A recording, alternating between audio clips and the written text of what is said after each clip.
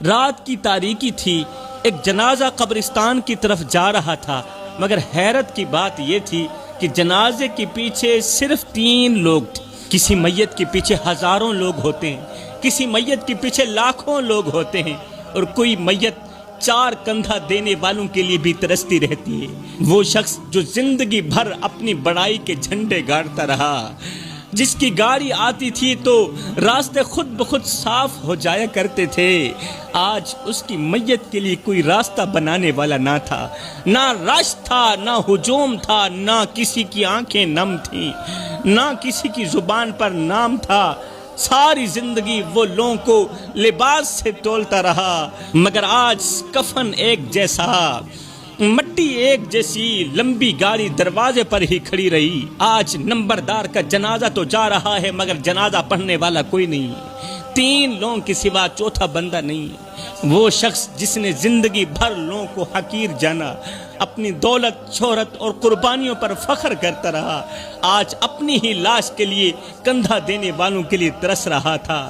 آج مٹی اس کے اوپر تھوک رہی تھی، کفن گیلا ہو رہا تھا، زمین سخت ہو گئی تھی، اور جب قبر میں رکھا گیا تو مٹی خود سے جدا ہونے لگی۔ اب آگے کی کہانی سنیے۔ چند لوگ قبرستان میں کھڑے اس امیر شخص کی تدفین کر رہے تھے، اتنے میں ایک فقیر اللہ والے کا وہاں سے گزر ہوا۔ اللہ والا وہاں سے گزرا، اللہ والے نے جب مرنے والے کا چہرہ دیکھا تو کہنے لگا، یہ وہی ہے نا جو کل تک کہتا تھا کہ میرے بغیر دنیا کا نظام نہیں چلے گا، جو کل تک کہتا تھا کہ میرے بغیر دنیا کا نظام رک جائے گا، نہیں چلے گا۔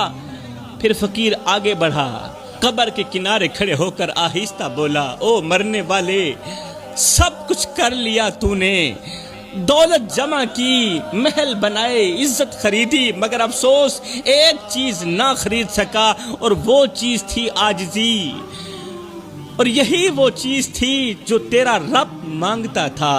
انسان کے پاس عبادت ہے، عبادتوں کے انبار ہیں، نیکیوں کے انبار ہیں، اگر اس کے اندر عاجزی نہیں ہے تو اس کے پاس کچھ بھی نہیں ہے۔ پھر آگے کیا ہوا؟ یہ فقیر سب لوگوں کو مخاطب کر کے کہنے لگا، لوگو، میں بھی اس امیر کے دروازے پر گیا تھا، میرے بچے بھوک سے بلک رہے تھے، اور اس کے محل کے کتے بھی دودھ پی رہے تھے، میں نے صرف اتنا کہا تھا کہ اللہ کے نام پر مجھے کچھ دے دو، میرے بچے 3 دن کے بھوکے ہیں، مجھے کچھ دے دو۔